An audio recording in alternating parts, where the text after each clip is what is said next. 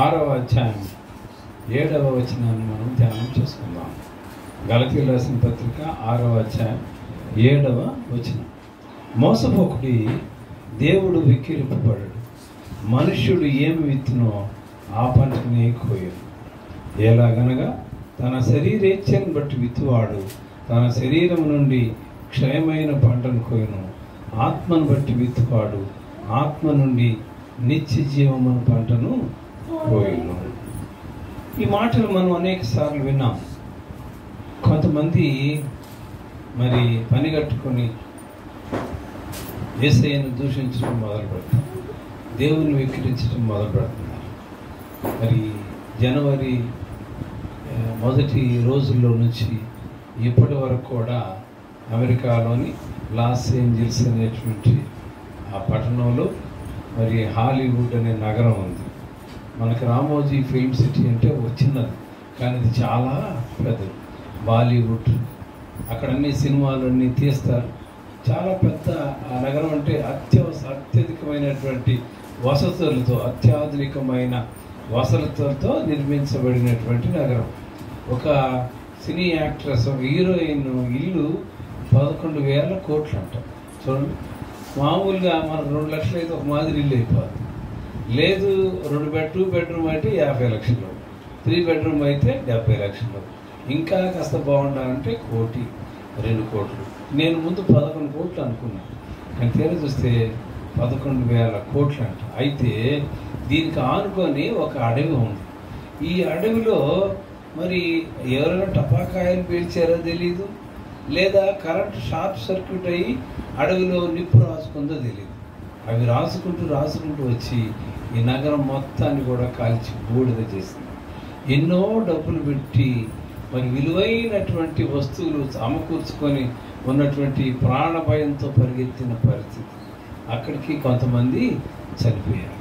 కానీ ఇలా ఎందుకు జరిగిందని కొంతమంది మరి ఆలోచన చేస్తే వాళ్ళు చెప్పిన మాట ఏంటంటే, అది గ్లోబల్ అవార్డ్స్ ఫంక్షన్ జరుగుతున్నటువంటి సందర్భంలో అప్పుడు దేవుడు ఈ నగరాన్ని కట్టించలేదు, ఇది మేమే కట్టించాము అని చెప్పారు. తర్వాత అక్కడ ఒక బోర్డు లాగా పెట్టి ఆ ప్రొడ్యూసర్స్ కింద, డైరెక్టర్స్ కింద అని మార్కులు వేస్తూ చివరికి గాడ్ అని పెట్టి 0 అని వేశారు. అసలు పెట్టకపోయినా బాగుండేది. నువ్వు నీ గురించి చెప్పుకో, నీ డైరెక్టర్ గురించి, నీ సినిమాల గురించి చెప్పుకో. ఆ దేవునికి 0 అని వేయటం ఏంటి? దేవుడు ఈ నగరాన్ని కట్టించలేదని చెప్పటం ఏంటి? అయితే ఇది జరిగిన వెంటనే మరి అడవిలో కార్చిచ్చు మంటలు మొదలై హాలీవుడ్ నగరాన్ని తగలబెట్టి ఇప్పటికి కూడా ఆ మంటల అదుపులోకి రాలేదు. గమనించండి, చాలామంది అనుకుంటారు బైబిల్ చించేస్తాం, కాళ్ళ కింద వేసి తొక్కుతాం. ఇది మూర్ఖంగా మాట్లాడేవాడు. అలా మాట్లాడిన వాళ్ళు దేవుని బిడ్డలుగా మారిపోయి సేవకులుగా మారిపోయిన వాళ్ళు చాలామంది ఉన్నారు. కానీ దేవుణ్ణి దూషించిన వాళ్ళు దేవుడు ఖచ్చితంగా మరి వాడికి రావాల్సిన శిక్షణ వారి మీదకి తీసుకొని వస్తాడు. అందుకనే అది మోసపోకుడి, దేవుడు వెక్కిరించబడడు. మనుషుడు ఏమి విత్తునో ఆ పంటనే కోయును. ఇప్పుడు మనం వరి విత్తామనుకోండి, వరే వచ్చిద్దా? గోధుమలు ఏమైనా వస్తాయా? వరే వచ్చింది. పెసలు విత్తితే పెసలే వస్తాయి. కనుక మనం చెడ్డ కార్యాలు చేస్తే ఆ చెడ్డ కార్యాల ఫలాన్ని మనం అనుభవించాల్సిందే. ఇది జ్ఞాపకం చేసుకోవాలి. కానీ ఈనాటికి కూడా కొంతమంది యేసుక్రీస్తు మీద రకరకాలైన నిందలు వేస్తూ ఉన్నారు, అవమానిస్తూ ఉన్నారు. ఇప్పుడే కాదు, ఆయన చనిపోయినప్పుడు కూడా అవమానించారు, గడ్డం పెరికారు, ముఖం మీద ఉమ్ము పోశారు. మరి నువ్వు దేవుని కుమారుడు అయితే దిగిరామన్నారు, అనేకమైన మాటలు మాట్లాడారు. కానీ ఈనాటికి కూడా ఆయన పునరుద్ధరణుడై తిరిగి లేచిన తర్వాత కూడా ఆయన దేవుడు కాదని, మరి ఆయనకి ఇంకా రకరకాలైనటువంటి అవలక్షణాలు అంటగడుతూ ఉన్నారు. వారికి దేవుడే ఖచ్చితంగా తీర్పు తీరుస్తాడన్న విషయాన్ని మనం జ్ఞాపకం చేసుకోవాలి. చూద్దాం, మరి ఒక వాక్య భాగాన్ని చూద్దాం. యెషయా గ్రంథం 60వ అధ్యాయము, యెషయా గ్రంథం 60వ అధ్యాయము 12వ వచనం.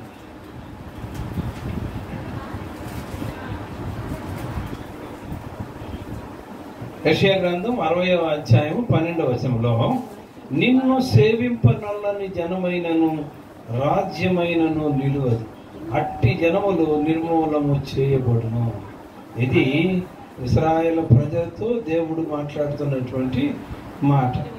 అంటే వారు దేవుణ్ణి విడిచిపెట్టి ఇతర దేవతలను అనుసరించినట్లుగా మనం చూస్తూ ఉన్నాం. అందుకని అక్కడ యెషయా గ్రంథంలో వ్రాయబడిన మాట, నిన్ను సేవింపనొల్లని, అంటే దేవుని యెహోవాను లేదా యేసుక్రీస్తును మరి పూజ చేయకుండా సేవించకుండా ఉన్నటువంటి వారిని, అది రాజ్యమైన జనములైనా నిలువరంట, వారిని నిర్మూలము చేయనని మాట్లాడు. ఎంత స్పష్టంగా మాట్లాడుతున్నా ఇంకా దేవుని ఎరిగినటువంటి వారు ఎంతమంది ఉన్నారండి?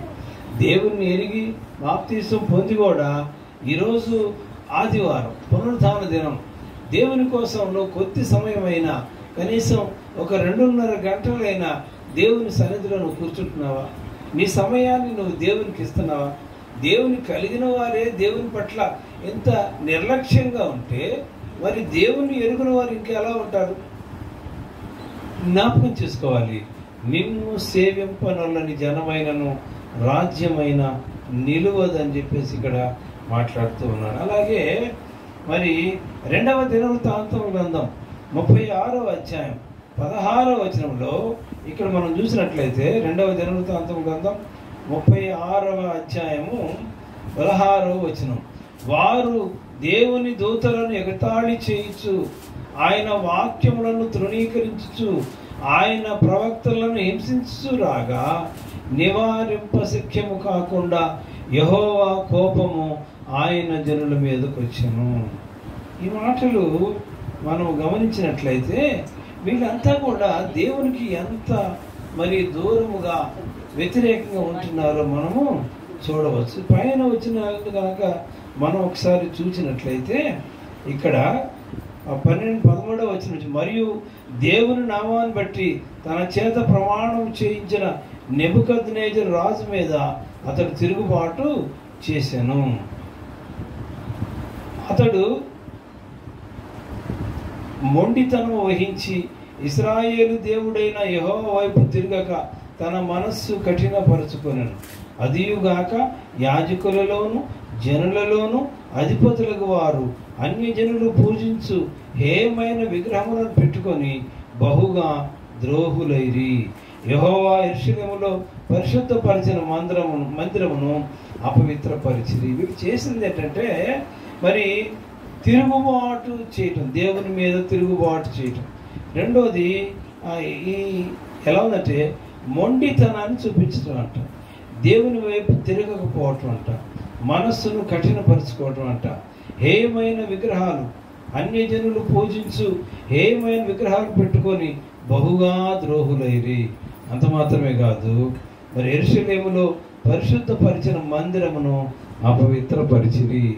ఇలాగా తిరుగుబాటు చేసి మొండితనం చూపించి దేవుని వైపు తిరగక మనసు కఠినపరుచుకొని విగ్రహాలతో పూజించి మరి పరిశుద్ధమైన మందిరం అపవిత్రపరచడం మాత్రమే కాకుండా దేవుని దూతలను ఎగతాళి చేయొచ్చు, ఆయన వాక్యములను తృణీకరించు, వాక్యమే కదండి దేవుడు, వాక్యమైన దేవుని తృణీకరించు, ఆయన ప్రవక్తలను హింసించురాగా నివారింప శక్యము కాకుండా యెహోవా కోపము ఆయన జనుల మీదకి వచ్చును. నిన్ను సేవింపనొల్లని జనమైనను రాజ్యమైనను నిలవదని యెషయా గ్రంథంలో మాట్లాడితే, ఈ దినవృత్తాంతుల గ్రంథంలో మందిరాన్ని అపవిత్రపరిచారు, అన్ని జనుల విగ్రహాలను పూజిస్తూ ఉన్నారు. అలా కాకుండా దేవుని వైపు తిరగకుండా తమ మనసు కట్టపరుచుకున్నారు. అంత మాత్రమే కాకుండా దేవుని దూతలను ఎగతాళి చేయొచ్చు. అంటే ఇక్కడ గమనించాల్సిన విషయం ఏంటంటే, దేవునిని కానీ దేవుని దూతలను కానీ ఎగతాళి చేస్తే, నిందిస్తే, దూషిస్తే దేవుని కోపము వారి మీద రగులు కొనును అన్న విషయాన్ని మనము జ్ఞాపకం చేసుకోవాలి. కాబట్టి దేవుని కోపానికి గురైనటువంటి వారు మనం గమనించినట్లయితే ఇక్కడ దేవుని దూతలను ఎగతాళి చేయుట అని మాట్లాడాం కదా. ఈ దేవుని దూతలను ఎగతాళి చేసే విషయంలో దేవుని ప్రవక్తలు కూడా దేవుని దూతలని పిలువబడతారు. అయితే ఈ దేవుని దూతలను మరి ఎగతాళి చేయుచు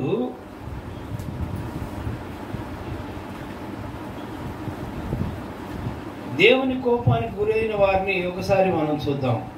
ఇక్కడ 2వ రాజుల గ్రంథము 2వ అధ్యాయం 23 నుంచి 25 వరకు కనుక మనం చదివినట్లయితే 2వ రాజుల గ్రంథం మరి 2వ అధ్యాయం 23 నుంచి, అక్కడ నుండి అతడు బేతేలుకు ఎక్కి వెళ్ళెను. అతడు త్రోవను పోవుచుండగా బాలురు పట్టణంలో నుండి వచ్చి బోడివాడ ఎక్కిపొమ్మని అతను అపహాస్యం చేయగా అతడు వెనుకకు తిరిగి వారిని చూచి యెహోవా నామమును బట్టి వారిని శపించెను. అప్పుడు 2 ఆడు ఎలుగుబంట్లు అడవిలో నుండి వచ్చి వారిలో 42 బాలులను చీల్చివేశాను. అతడు అచ్చటి నుండి పోయి కర్మేలు పర్వతమునకు వచ్చి అచ్చటి నుండి పోయి షోమ్రోనుకు తిరిగి వచ్చాను. ఎలీషా ఏలియా దగ్గర 2 అంతల ఆత్మను పొందుకున్న తర్వాత తిరుగు ప్రయాణంలో వస్తూ ఉన్నాడు. ఈ తిరుగు ప్రయాణంలో వచ్చేటప్పుడు అతడు బేతేలు ఎక్కి వెళ్ళాను. అతడు త్రోవను పోవచ్చుండగా బాలురు పట్టణంలో నుంచి వచ్చి, ఇక్కడ బాలురు అనేటువంటి విషయాలు కనుక మనం గమనించినట్లయితే అప్పట్లో ఎలా పిలిచేవాడంటే మరి బాలుడైన దావీదు అని కూడా పిలిచారు. అంటే ఏంటి, 20 సంవత్సరాలు వయసు వచ్చినా కానీ బాలురు కానీ పిలిచారు. 20 దాటితే మరి యవనస్తులుగా కూడా పిలిచినట్టుంది. వీళ్ళని యవనస్తులను కూడా పిలవచ్చు. అంటే 20 సంవత్సరాలు అంటే పోకిరీ చేష్టలు చేసేవాడు. మీరు ఎప్పుడైనా గమనించండి, 10 సంవత్సరాలు 10వ తరగతి దాటిన వాళ్ళు మరి 15 సంవత్సరాల నుంచి 20 సంవత్సరాల మధ్యలో చిలిపి పనులు చాలా చేస్తారు. రోడ్డు మీద పోయే వాళ్ళని కదిలిస్తారు, ఆడపిల్లలను కదిలిస్తారు, అవునా, మరి పెద్దవాళ్ళని ముసలి వాళ్ళని వెక్కిరిస్తారు, అపహాస్యం చేస్తారు. వాళ్ళు అన్నట్టుగానే వాళ్ళని ఇమిటేట్ చేసి అవమానిస్తారు. ఇది ఆ వయసులో ఎక్కువగా జరిగేటువంటిది. అయితే ఈ బాలురు లేదా యవనస్తులు అనుకుందాం, వీళ్ళు పట్టణంలో నుంచి చాలా మంది వచ్చి ఈ ఎలీషాని ఎగతాళి చేస్తున్నారట. ఏమని? బోడివాడ ఎక్కిపొమ్ము అంటే ఆయనకి తల మరి పట్టతల ఉందేమో. బోడివాడ ఎక్కుపొమ్మని ఎగతాళి చేయగా అతడు ఆగి వెనుక తిరిగి చూసి వారిని శపించగా అడవిలో ఉన్న 2 ఎలుగుబంట్లు వచ్చి 42 మంది బాలులను చీల్చి చంపేసినట్లు చూస్తున్నాం. గమనించారా? దేవుని సేవకుడిని నువ్వు నిందించిన, ఎగతాళి చేసిన, దేవుని ఎగతాళి చేసిన దేవుని కోపము రగులుకుంటుంది.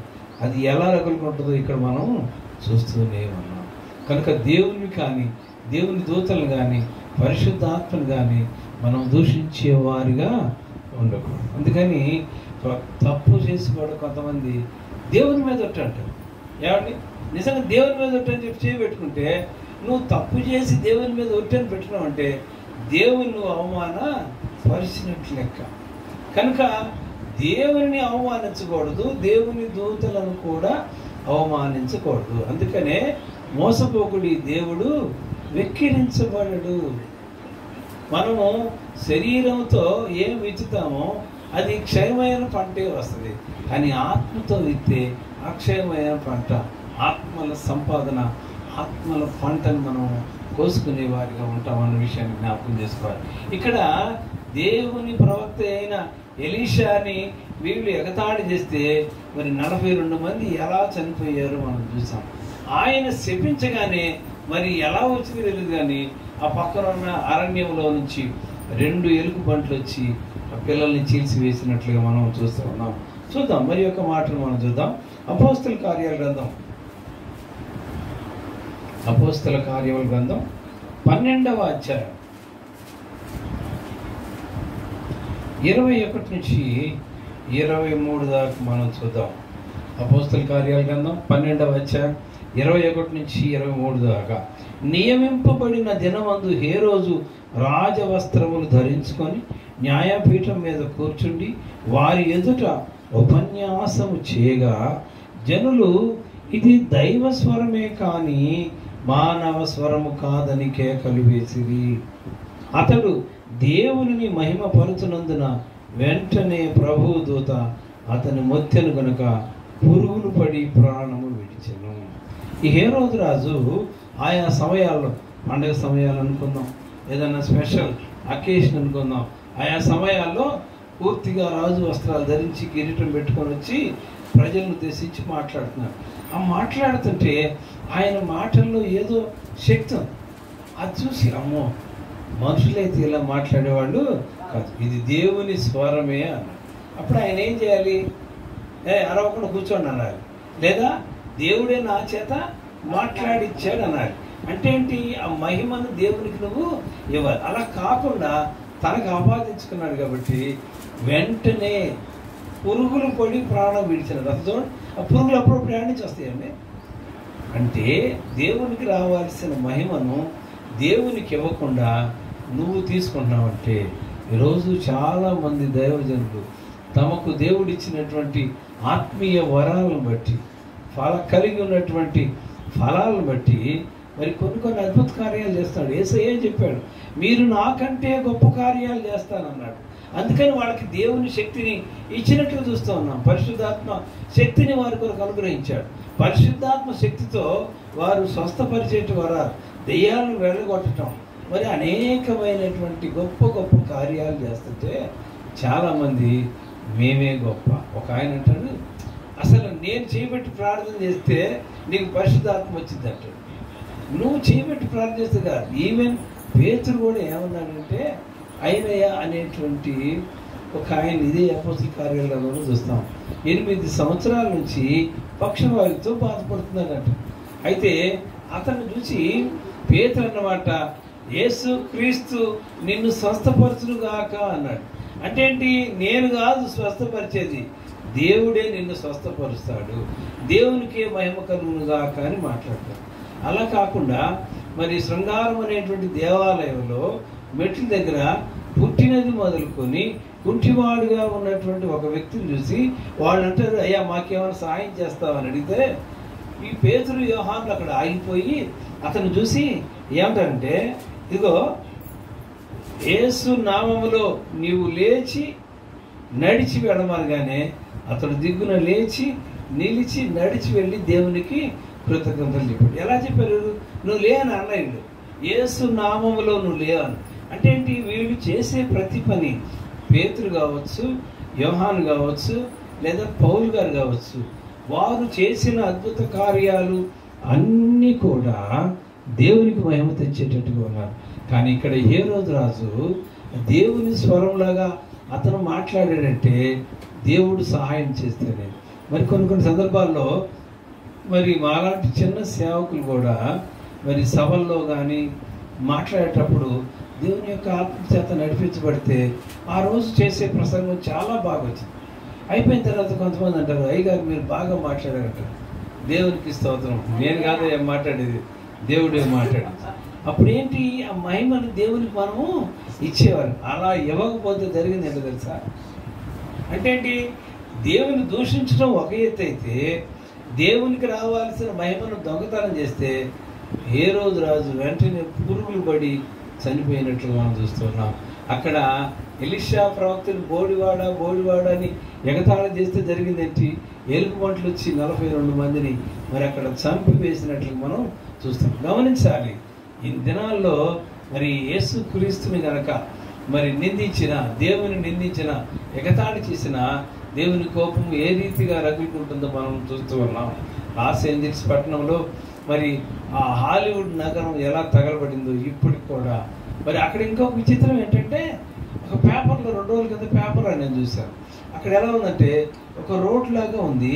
రోడ్డు ఇటుపక్కలేమో అంత గ్రీనిష్గా ఉంది, ఇటుపక్కేమో అంత కాలి బూడిదయ్యారు. అప్పుడు ఇటు భస్మము, ఇటు భవ్యము అన్నాడు. ఇటు భస్మము, ఇటు భవ్యం. అంటే ఏంటి? ఇక్కడ దేవుణ్ణి దూషించని ప్రజలు ఉన్నారు కాబట్టి ఇదంతా బూడిదైపోయింది. అక్కడ క్రైస్తవులుగా ఉన్నటువంటి ఒక ఆయన ఇల్లు చెక్కు చెదరలేదట. ఎంత గొప్ప సంగతి! చుట్టూ మంటలు వచ్చినాయి, అన్నీ కాలిపోయింది, ఆయన ఇల్లు మాత్రం చెక్కు చెదరకున్నాం. కనుక మనం దేవునిలో మనం ఉంటే మన చుట్టూ దేవుడు రక్షణ కవచము ఉంచుతాడు. అందుకని యోబు కూడా ఏమంటాడు? తన బిడ్డలు తెలియక పాపం చేశారేమోనని బిడ్డల పక్షముగా బలి అర్పిస్తాడు. కారణం ఏంటంటే వారి చుట్టూ దేవుని కంచె. అందుకనే సాతాను అపవాది అంటాడు, అయ్యా వాళ్ళ చుట్టూ ఉన్న కంచెని తీసేయి, నేను చూస్తానంట కదా. ఇప్పుడు నువ్వు అనుదినం ప్రార్థన చేస్తానంటే నీ కుటుంబం నీ కుటుంబం చుట్టూ కూడా కంచె వేస్తాడు. మరి 9వ తారీఖున మరి నా భార్య మరి సాయంత్రం పూట మంచం దిగుతా అలా పడిపోయింది. ఏంటమ్మా అని పైకి లేదు. తర్వాత ఒక 5 నిమిషాల తర్వాత లేచింది, ఏదో పనులు చేస్తుంది కానీ కూర్చోబెట్టి మాట్లాడుతుంటే మాట్లాడట్లా. ఈ 2 మాటలు చెప్తే మాట్లాడట్లా. ఇంకా నాకు భయం వేసింది. మా పిల్లల్ని, మా అమ్మాయి వాడిని, అల్లుళ్ళని పిలిపించి తీసుకెళ్ళి స్కాన్ చేస్తే చిన్న ఒక బ్రెయిన్లో చిన్న ఒక గడ్డ కట్టినట్టు కనిపించింది. తర్వాత మందులు వాడారు. 3 గంటల తర్వాత మామూలుగా మాట్లాడటం మొదలుపెట్టింది. ఇప్పుడు 6 రోజులు అయిపోయింది. ఇప్పుడు కూడా 15 రోజులు మందులు వేయాలి. పిల్లలందరూ ఎవరి దారిని వాళ్ళు వెళ్ళిపోయారు. నేనే తనకి అటెండ్ కావాల్సినటువంటి పరిస్థితి. ఈరోజు కూడా మరి మా తమ్ముడు వాళ్ళు వచ్చి ఇంట్లో ఉండబట్టి నేను ఇప్పుడు ప్రార్థనకి రాగలిగాను. కొన్నిసార్లు సముద్రం వస్తాయి. నిజంగా నేను భయపడ్డది ఏంటంటే పడ్డప్పుడు కానీ అలాగా క్లాట్ లాంటిది ఏదన్నా ఎక్కువ అయిందేమో, ఏమైనా ప్రాణాపాయం ఏమో అని అంత బాధ. అది కాకపోయినా కనీసం కాలు చెయ్యో ఏదన్నా మరి పక్షవాతం లాగా వచ్చి మరి నోరు మాట లేకుండా ఉంటే ఎంత బాధపడాలండి. కానీ దేవుని కృప కావుదలండి. దేవుని పరిచర్యలో ఉంటే ఇలాగా అపవాది కూడా శోధిస్తూనే ఉంటాడు. అయితే కొన్నిసార్లు దేవుడు కూడా అనుమతిస్తాడు. ఎందుకంటే మనం దేవునిలో ధైర్యంగా ఉంటున్నామా లేదా. కానీ దేవుని బిడ్డల చుట్టూ కాపుదల. ఆగస్టులో మరి నాకు చేయి దెబ్బ తగిలింది. అప్పుడు కూడా చాలామంది దేవుని సేవకులు ఉన్నారు, నీ చేతికే దెబ్బ తగిలింది, అదే తలకు దెబ్బ తగిలితే అది ఏమైపోయేవాడు. 3 రోజుల తర్వాత పెద్ద యాక్సిడెంట్ దాసరపాలెం దగ్గర మరో 2 పాస్టర్లు కాలు గుద్దితే ఒక ఆయన కాలు పూర్తి ఇరిగిపోయింది, ఒక ఆయన చెస్ట్ ఎముకలన్నీ నొక్కుపోయింది. ఎంత ప్రమాదం. అయితే దేవుని బిడ్డల చుట్టూ వాళ్ళిద్దరూ బాగానే ఉన్నారు. ఆ కాలు ఇరిగిన ఆయన పాలు గారు, ఆయన కూడా కాలు కట్టుకట్టారు. ఆయన హాస్పిటల్లో చేసి మరి చేర్చిన తర్వాత వైద్యం కోసం చెరొక ₹1,00,000 ఇచ్చి వాళ్ళని బాగు చేసినట్టు చూస్తున్నాం. దేవుని బిడ్డల చుట్టూ నిజంగా ఆ ఫోటో చూస్తే చనిపోయాడని అనుకోవచ్చు. అటువంటి స్థితిలో కూడా మనల్ని ప్రాణాపాయంకి అప్పగెప్పకుండా దేవుడు కాపాడుతున్నాడు. కనుక మనం దేవుణ్ణి ఘనపరిచే వారిగా ఉండాలి. అందుకనే సమూయేలు గ్రంథంలో చూస్తే ఏమంటాడు, నన్ను ఘనపరిచే వారిని నేను ఘనపరుస్తాను. ఎంత గొప్ప సంగతి అండి. నన్ను ఘనపరిచే వారిని నేను ఘనపరుస్తాను, నన్ను వెక్కిరించే వారిని, నన్ను నిందించే వారిని, వారికి దేవుని కోపం రుచి చూపిస్తాడు. ఈ విషయాన్ని మనం జ్ఞాపకం చేసుకోవాలి. లూకాసు వార్త 12వ అధ్యాయము 16వ వచనాన్ని కనుక మనం చూసినట్లయితే, లూకాసు వార్త 12వ అధ్యాయము 16 నుంచి, మరియు ఆయన వారితో ఈ ఉపమానము చెప్పాను.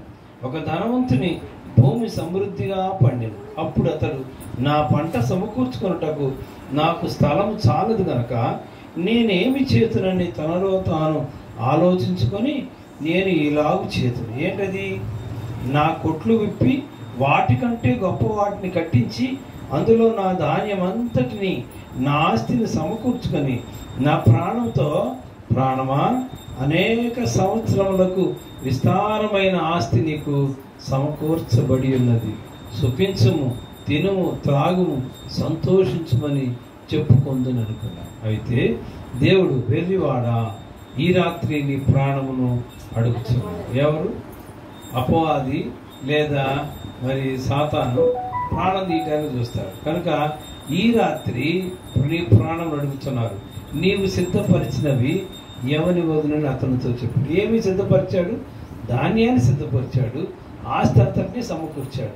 ఈరోజు ఆస్తి అనేది ఎలా చెప్పుకుంటారంటే, కొంతమందికి బంగారం రూపంలో ఉంటుంది, కిలోలు బంగారం ఉంటుంది, పొలాలు కొంటారు, ఇల్లు కొంటారు, ఆ పేపర్లన్నీ అలాగా మరి విస్తారమైన ధాన్యం కొట్లు కట్టి చదువులు పెట్టి, ఇప్పుడు నాకు పండకపోయినా పర్వాలేదు, అనేక సంవత్సరాలు నేను ఈ ధాన్యంతో తినొచ్చు అని అనుకున్నాడు. కానీ దేవుడు అంటున్నాడు, వెర్రివాడ, ఇవన్నీ ఎవరి వదును. మీరు ఒక విషయం గమనించండి, ఒకవేళ ఒక మనిషి చనిపోతే అతని దగ్గర అతని పెట్టిలో పెట్టేటప్పుడు ఏమండి వేళ్ళకున్న ఉంగరాలు తీసేస్తారు, వాచి తీసేస్తారు. అదే ఆడవాళ్ళు అయితే మరి మెడలో బంగారం తీస్తారు, ముక్కుది కూడా తీస్తారు, చెవులు కూడా అది ఏం ఉండవు. మరి ఇప్పుడు ఎన్ని ఎవరి కోసం సంపాదించినట్టు? దేవుడు లేకుండా ఎన్నుంటే ఉపయోగం ఏంటండి? ఏమీ లేకుండా దేవుడు ఉంటే చాలు, దేవుడు పోషిస్తాడు. అది మన జీవితంలో చాలాసార్లు అనుభవించాం, మీరు కూడా అనుభవించే ఉంటారు. ఒక్కొక్కసారి ఈ రోజుకి ఆహారం లేదు అనుకున్న సమయంలో కూడా దేవుడు ఏదో ఒక రీతిలో మనకు సహాయం చేస్తాడు. అది ఎంత గొప్ప దేవుడు అండి. మనం దేవుని భద్రతలో, దేవుని కౌగిలిలో ఉండాలి. మనం దేవుణ్ణి ఘనపరిచేవారు ఉండాలి. దేవుడు మనల్ని దేవుడు ఎప్పుడు కూడా మనల్ని పోషించేవాడే కానీ మనల్ని ద్వేషించేవాడు కాదండి. ఈ విషయం తెలియక ఇప్పుడు చాలామంది ఎలాగా దేవుణ్ణి విక్రించే వారిలో మనం ఉంటూ ఉన్నాం. కనుక అలా కాకుండా దేవుణ్ణి ఘనపరిచేవారిగా ఉండాలి. ఈ ధనవంతుడు తనకున్న ధనం ఏమైనా అక్కడికి వచ్చిందండి? మరొక మాట అన్నాడు, ఇప్పుడు చేపలు కొనడానికి, పచ్చి చేపలు కొనడానికి వెళ్తాం. బతికినయే లేకపోవచ్చు, చచ్చిపోయి ఉండే, అయినా కానీ అది కిలో 150, 200 లెక్కన చచ్చిపోయినా కానీ ఆ మొప్ప చూసి ఎప్పుడు బాగానే ఉందలే అనుకోండి. చచ్చిన చేపకైనా డబ్బులు ఉన్నాయి, చచ్చిన మనిషికి ఏమైనా విలువ ఉందా చెప్పండి? ఇది తెలుసుకోలేకపోతున్నారు జనం చాలా. చచ్చిన చేపకైనా విలువ ఉందంట, చచ్చిన మనిషికి విలువ. సంపాదించినవి అన్నీ కూడా తీసేసుకుంటారు ఒట్టిగానే. దిగంబరిగా వచ్చాడు, దిగంబరిగానే వెళ్తాడు.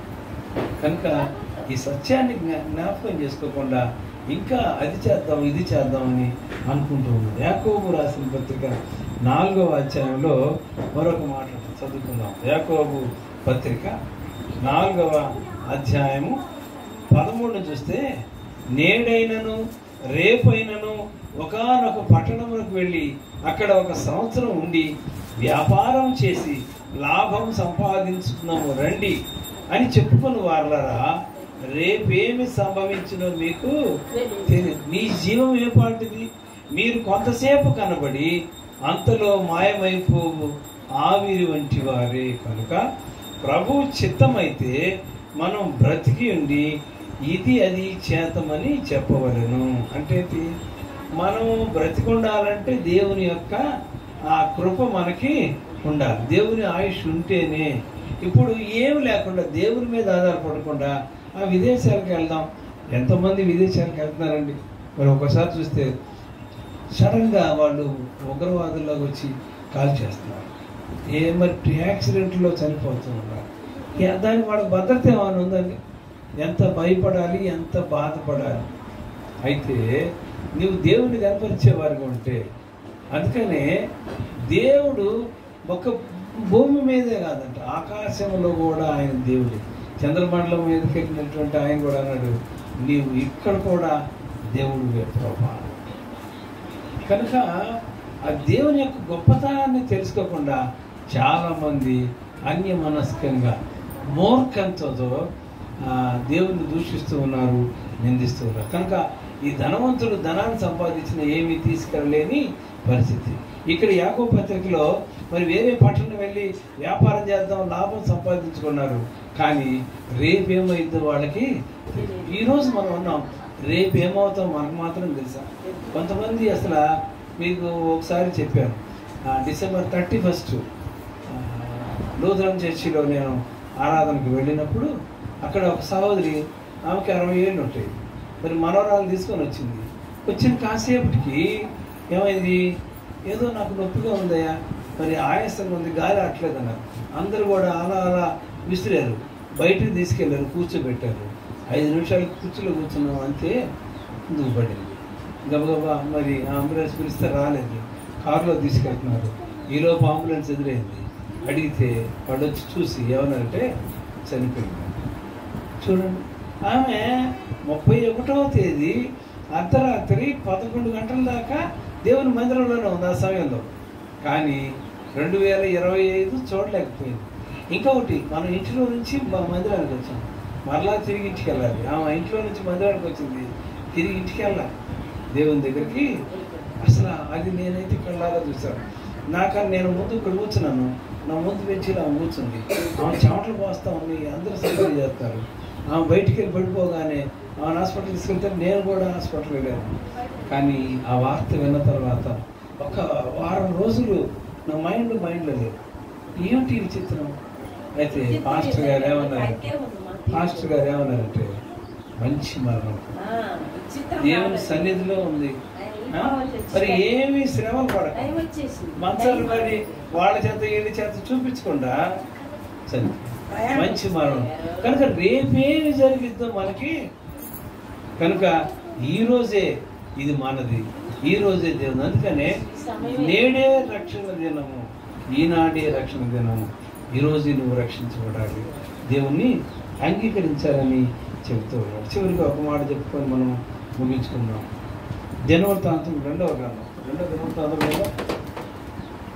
7వ అధ్యాయం 14వ వచనాన్ని మనం చదువుకున్నాం. 2వ దినవృత్తాంతం గ్రంథం 7వ అధ్యాయం 14వ వచనం. నా పేరు పెట్టబడిన నా జనులు తమ్ము తాము తగ్గించుకొని ప్రార్థన చేసి నన్ను వెదకి తమ చెడు మార్గములను విడిచిన ఎడల ఆకాశము నుండి నేను వారి ప్రార్థనను విని వారి పాపమును క్షమించి వారి దేశమును స్వస్థపరచుదును. గమనించారా? నా పేరు పెట్టుకున్న నా జనులు.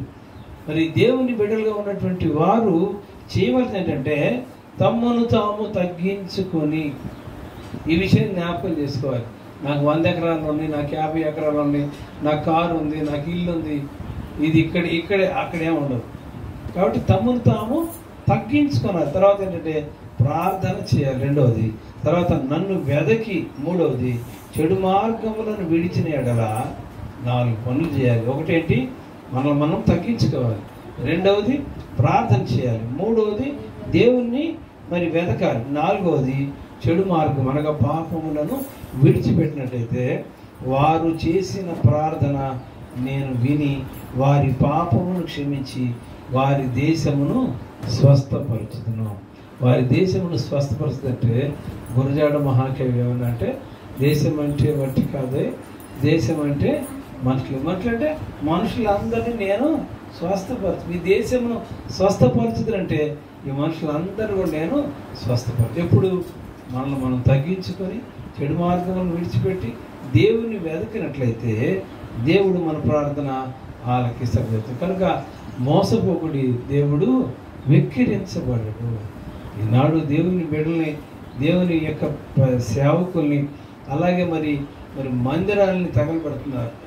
మణిపూర్ కానీ మిగతా ఉత్తర భారతదేశంలో అనేకమైనటువంటి వార్తలు వింటున్నాం.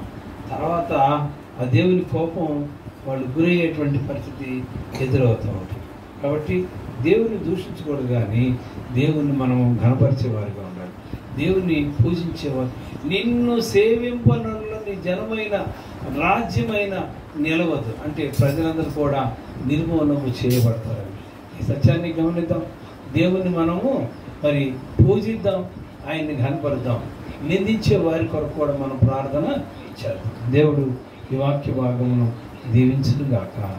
ఆమేన్. చిన్న మాట ప్రార్థన చేసుకుందాం. మహోన్నతుడా, మహాపరిశుద్ధుడా, ప్రేమలు మా తండ్రి, మీకు వందనాలు, స్తోత్రాలు. ఇప్పటి వరకు మీరు మాతో మాట్లాడిన ప్రతి మాట నిమిత్తమై వందనాలు. ప్రభువా, పౌలు గారు గలతీయులకు రాసిన పత్రిక 6వ